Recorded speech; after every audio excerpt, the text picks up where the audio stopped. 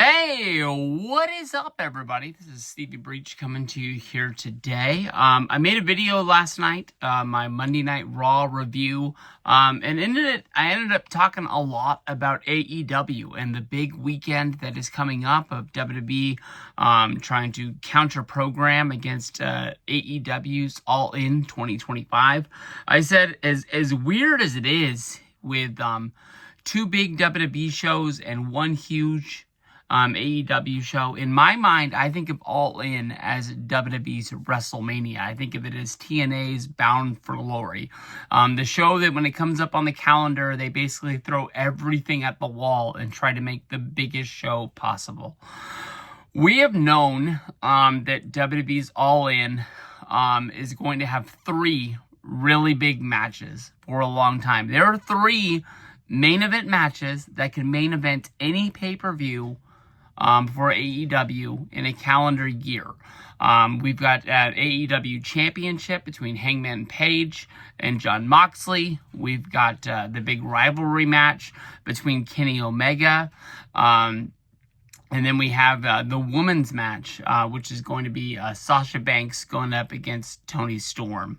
All three of these matches, honestly, are huge. But for some reason, I have a disconnect with AEW at this time. I know I went to a show right before Revolution here in Sacramento. I have tried to watch Dynamite a few times along the way.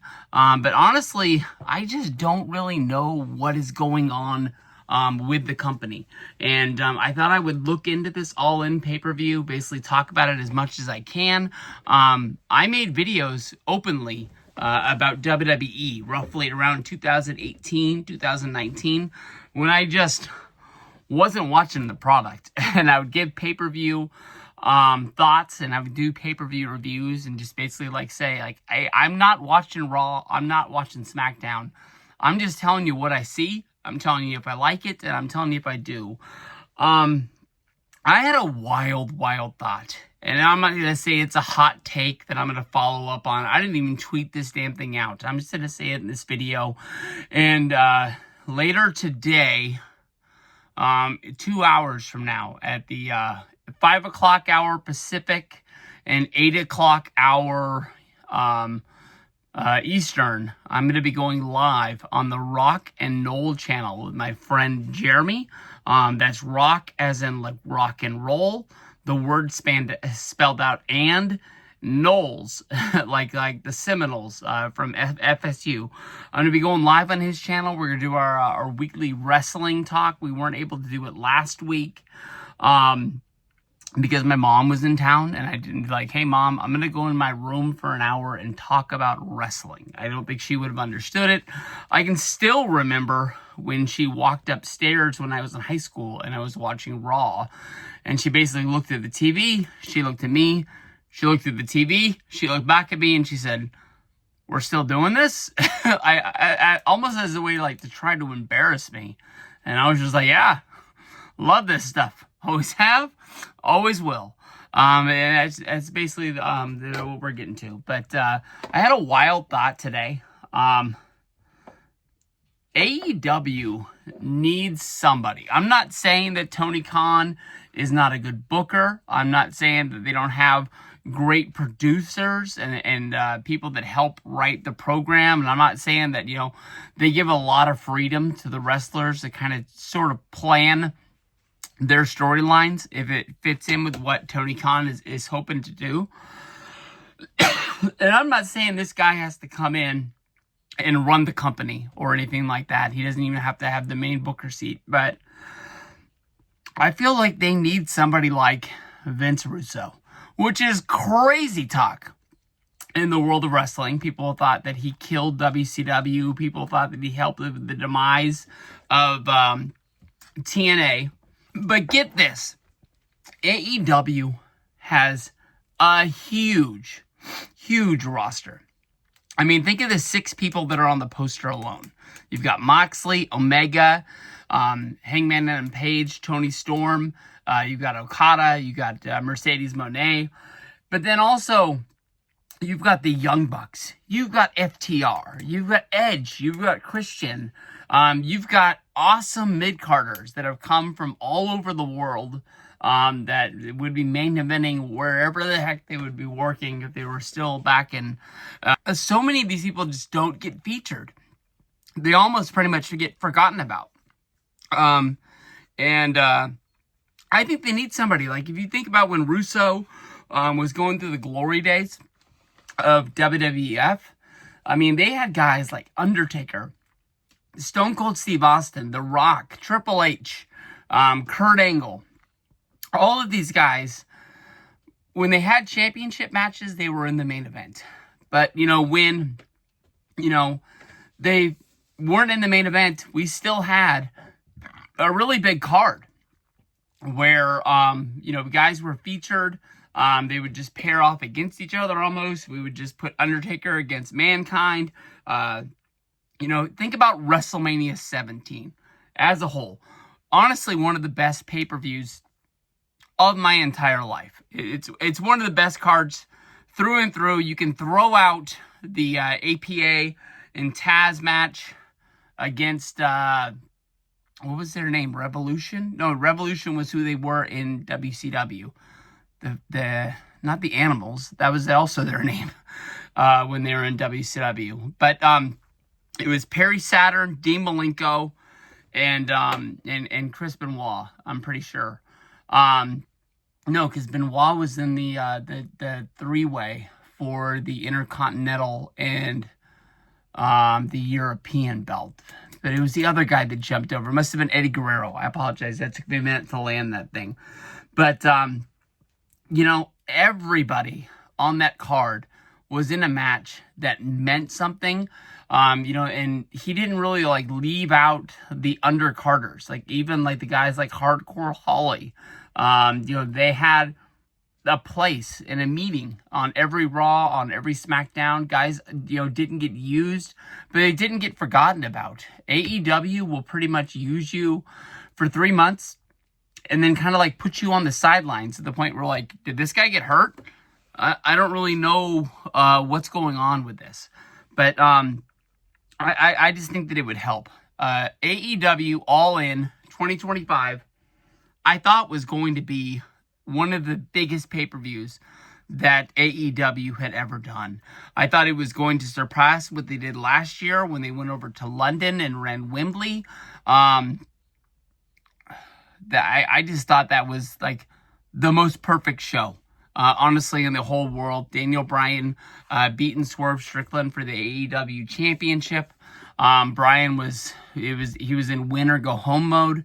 He was either going to win the championship and fight on with the championship, or he was going to retire and call it a career because his contract had ended, and he promised that he wasn't going to sign a new contract to his daughter in storyline. So that's just basically where they're going from. Now, when I think of them running the biggest show that they've ever done here in the United States, I didn't really think of them going to Arlington, Texas, which I believe is either in the parking lot or across the street from Cowboy Stadium, where they ran WrestleMania 32 as WrestleMania 38. I remember that when we were driving to it, we saw the park, and it felt like it was pretty close. So it has to be somewhere in that zip code, at least in that area code. Running a baseball stadium is big.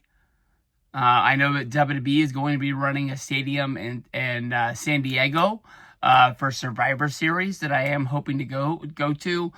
Tickets go on sale on Friday. We'll update that as soon as we can. I was planning on going with Freaking EIA 88.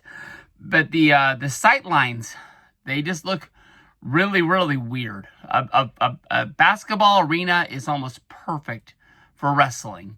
A football stadium, although it is on a bigger scale, and you got to think the floor seats are really going to fill up where the field would be, is cool. But anytime they've ever run a baseball stadium, including the Astrodome where WrestleMania 17 was that I was talking about earlier, it's just weird when you look at it on the seating chart.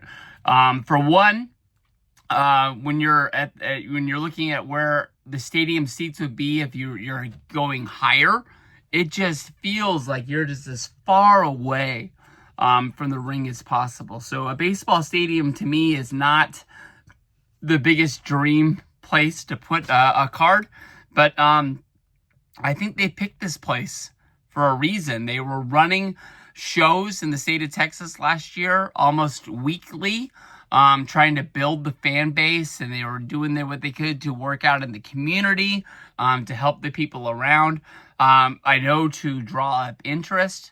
At every show that AEW has run, they've given away a pair of tickets to somebody in the crowd to go to the show. So I'm hoping people will be traveling from all around. Plus, as one of the things that I've always really wanted to do, they're going to run StarCast, which I'm really jealous of. Even like StarCast, as it's gotten a little bit older, has gotten away from what it first was.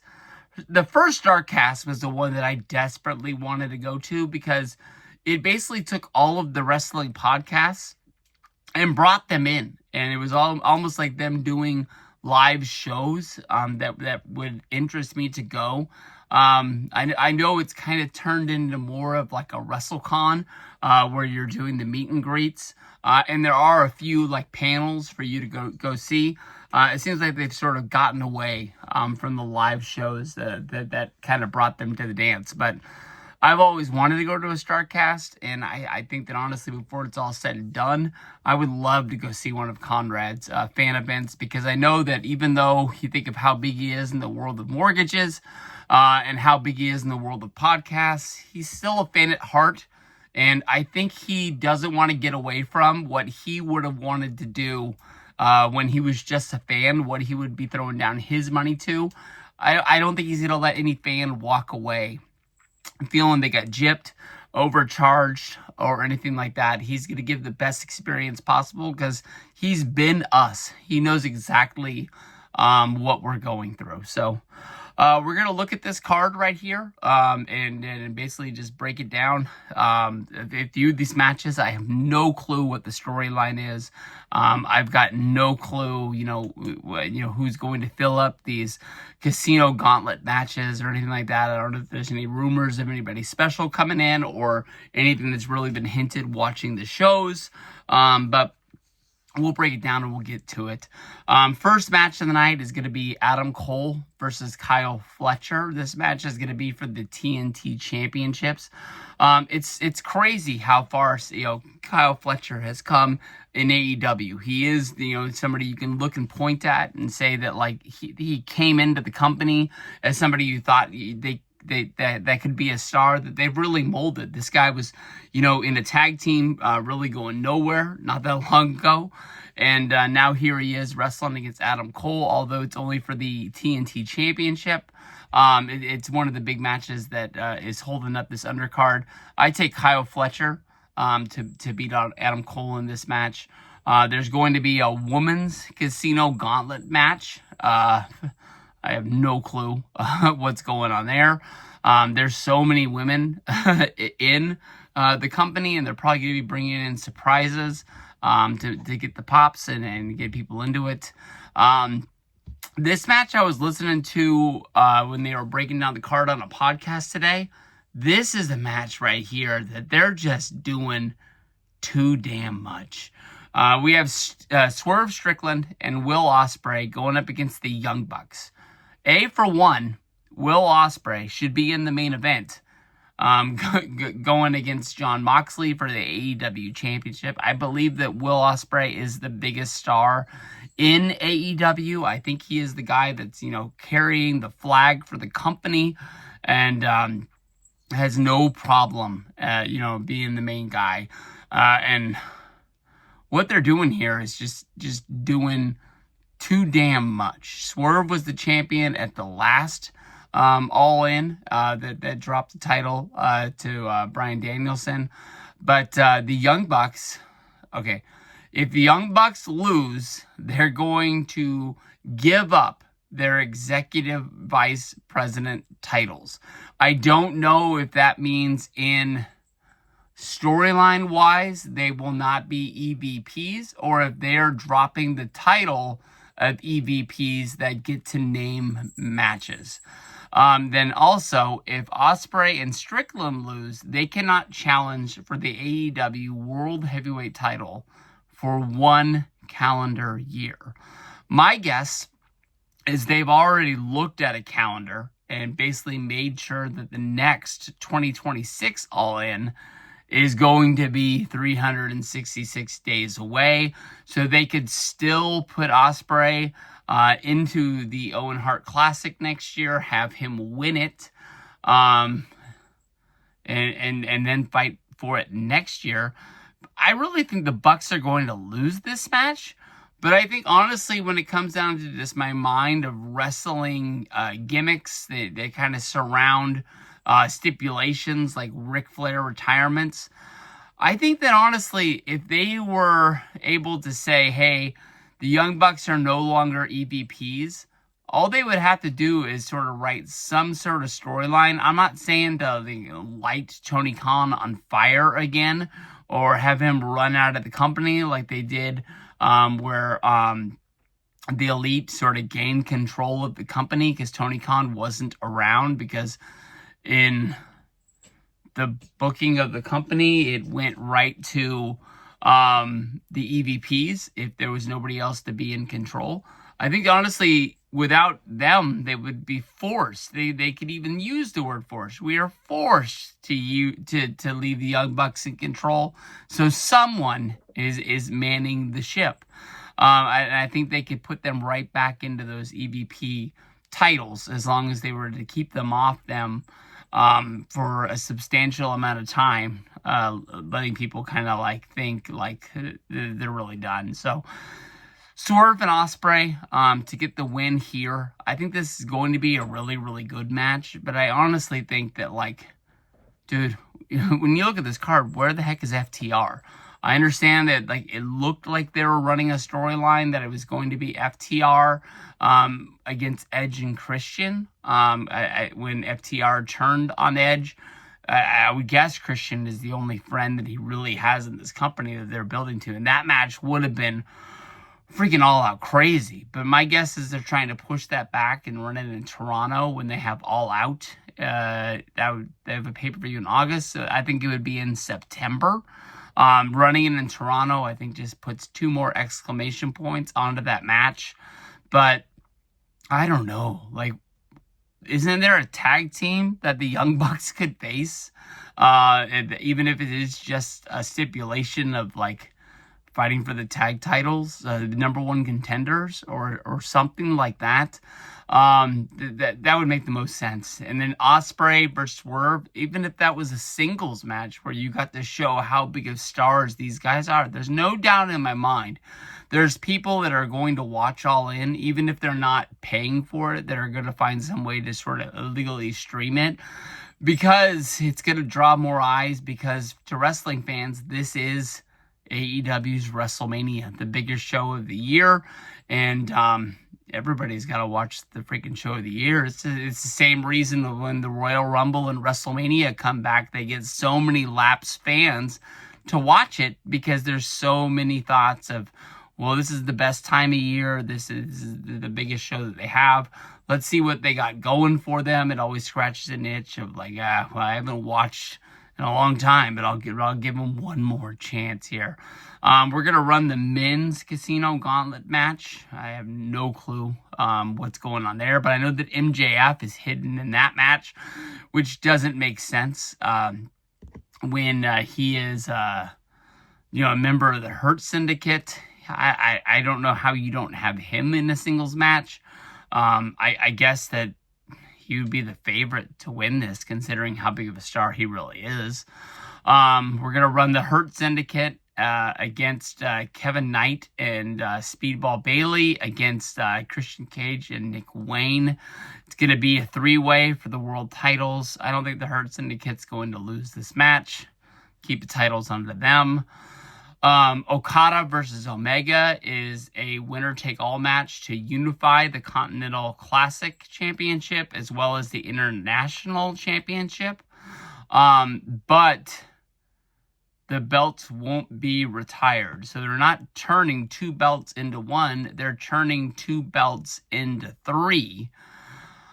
I don't know. Anybody who is going to watch All In knows who Okada and Omega are. I don't think that this belt needs a title, 2 titles, 3 titles. It's like, okay, we flirt with this idea every year that Stone Cold Steve Austin is going to come back and have one more match at WrestleMania. That's the rumor that's out there. The Rock is always rumored to come back and have one more match at WrestleMania. So let's say WrestleMania 42. One of the big matches they had is we're going to have a blow-off of The Rock versus Stone Cold Steve Austin one more time. Who is the biggest legend of them all? Don't you think Rock versus Austin is enough to sell it? We don't need WWE calling up TNA and saying, hey, can we borrow the Legends title for one night to bring it back to have a championship match for this whole deal? I don't know. I think that honestly just so many belts kind of waters this match down for me a little bit. I know it's already been so many years since the last Omega versus Okada brawl that people have been wanting it. I don't know. One of the biggest, things that bugs me about AEW is the one thing that it seems like everybody in the company has a title, and that doesn't really make a lot of sense to me. I'll tell you the truth. I'm going to take Okada to get the win here, just for the fact that the winner is going to be walking out with 3 belts that he can choose to carry on his own. And I think that honestly, AEW just wants Okada to be able to reenact holding all of those championship titles in the pictures when he's standing up on the ropes, just like he did when he was in New Japan. That's my bet. Timeless Tony Storm is going to go up against Mercedes Moné. I had no clue that they were fighting for the AEW Women's Championship, and I didn't know that Tony Storm was the champion. I thought this match was mainly just to see Mercedes Moné take a very, what's the word I'm looking for? A very rare loss in AEW, and Tony Storm beat her. I thought that we were finally going to see Tony Storm come out on top. But that's still the way that I'm going to go. I'm going to take Tony Storm to beat Mercedes Moné. And then the main event is going to be Jon Moxley, who, even though he doesn't like showing it off, he is the champion of AEW, going up against Hangman Adam Page. The only thing I got to say is, especially with this being the biggest show of them all, I can remember a few months ago, I was watching an AEW pay-per-view, and some shenanigans. I think it might have even been Daniel Bryan's, or I apologize, Bryan Danielson's last match in the company. And they were beating up Bryan in the ring. And then the roster came down to try and defend him. And it was Darby Allin, who was the first guy out of the locker room. And he was kind of the guy that it seemed like the Death Riders wanted to beat down the most. I really thought the buildup was for Darby Allin to beat Jon Moxley. And next thing I know, the guy is climbing up Mount Everest, and he's taking time off. And I know that they kind of let the wrestlers in AEW kind of do anything they want to, and maybe it's not the biggest goal of Darby Allin to be the most famous wrestler, to be the leader of the AEW locker room. I honestly thought that he was the guy. He hasn't lost a match against Jon Moxley as far as I know, so maybe he still is the guy. I just kind of feel like the buildup of Adam Page, other than winning the Owen Hart tournament, didn't really seem like a guy in the last year that was going to be the guy to beat Jon Moxley. I know it's crazy. They're running this show, and they're also going to be running All Out in 2 months. I think of All In being the main show of the year, but I don't think they're going to beat the Death Riders on it. Call me freaking crazy. I know they're going to be running Forbidden Door in August, and then they have All Out in September in Toronto. I'm guessing that somebody beats the Death Riders in September. For all I know, it honestly, it might be Will Osprey. And maybe, AEW has taken the liberty of basically saying that their September pay-per-view is going to be the biggest show of the year, and they don't need us thinking that the summer one in July is it, even though they've built it up over the last year, kind of telling us that, All Out or All In is in Texas, and it's going to have these 3 really big matches. So I'll tell you the truth, when it comes down to it on Saturday the 12th, I'm not really saying that I think the Saturday night's main event match between Goldberg and Gunther is bigger than this card. I don't even think it's better than anything that's going to be on this card. But just to me as a wrestling fan, where I land, I'm going to basically watch the Goldberg match before I watch anything on this show. No knocks to any AEW fans out there. I don't want to make anybody, ball up their fist and get angry at me. But it's just not on my bingo card for Saturday night. Peace out, everybody.